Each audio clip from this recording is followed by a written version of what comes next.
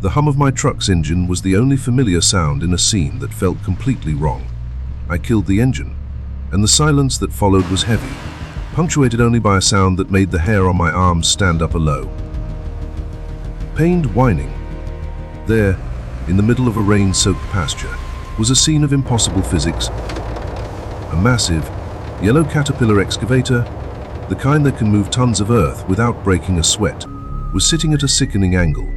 Its heavy steel track was sunk deep into the mud on one side, and pinned beneath it, crushed against the cold, wet earth, was a dog, a Caucasian shepherd, one of the biggest I'd ever seen. He was a mountain of white fur, now matted with mud and something dark I knew was blood. His name, he'd learn later, was Bear. Right then, he was just a pair of terrified eyes, and wild, staring out from under a monster of steel. Every few seconds, a tremor would run through his powerful body, and that heart-wrenching whine would escape his throat. He wasn't barking or growling. He was past that. This was the sound of a creature that knew it was dying. The rancher, a man with hands as weathered as the landscape, stood nearby, utterly helpless. He'd already tried everything he could. He'd used a tractor with a front-end loader to try and nudge the machine. It's useless, but Alex. it wouldn't budge. The tractor won't The move ground it. was too It's soft from a completely week of stuck. solid rain. I don't know what Everything else to just do. sank. This was the first and biggest problem. Any attempt to bring in our own heavy rescue vehicle would be useless.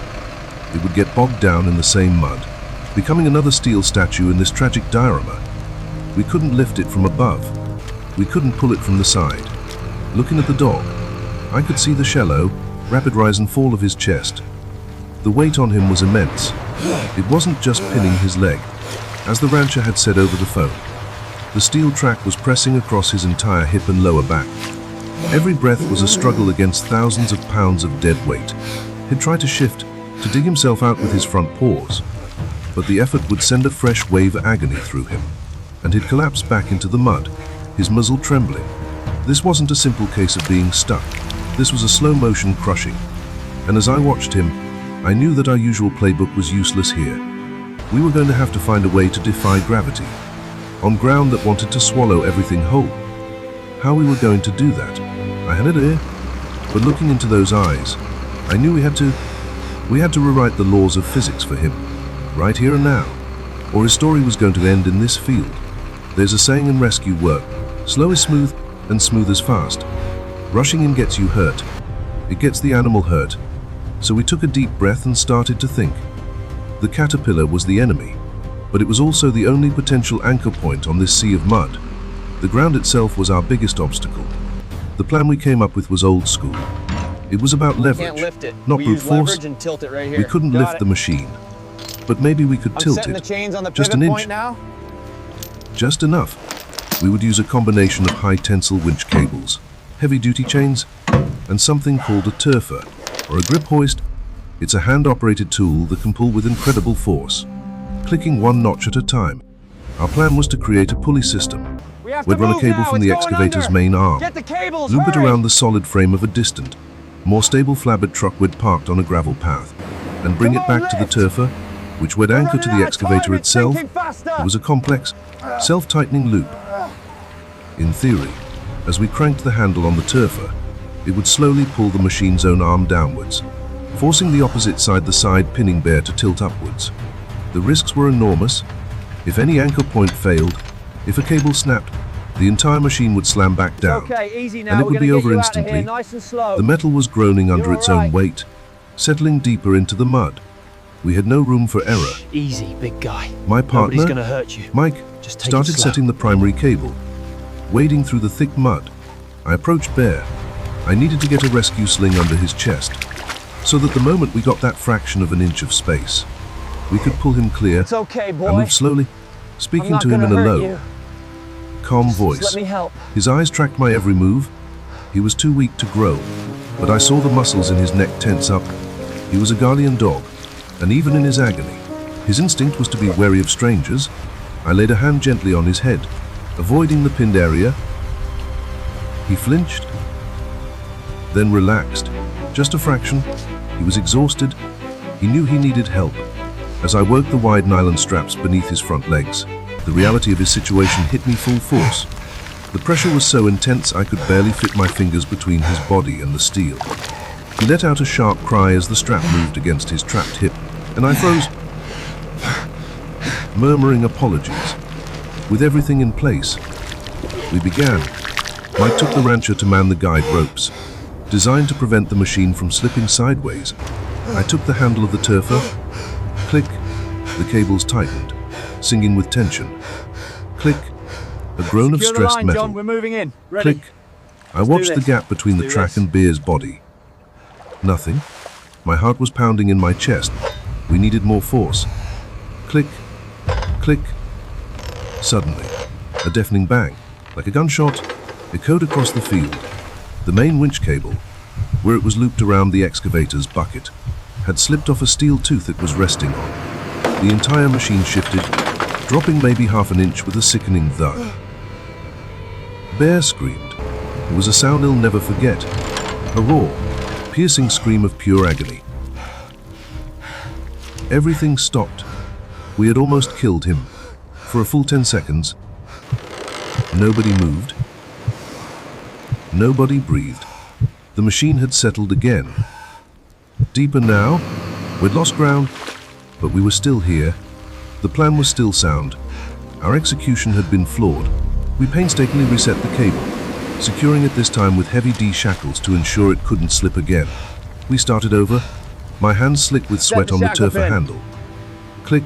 Secured. Click. Double check the torque. Slowly, agonizingly, I saw a sliver of light appeared between the steel and the mud.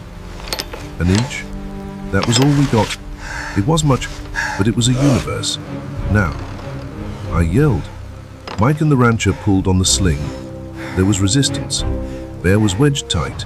I put my entire body weight into the turfer, cranking one last desperate time.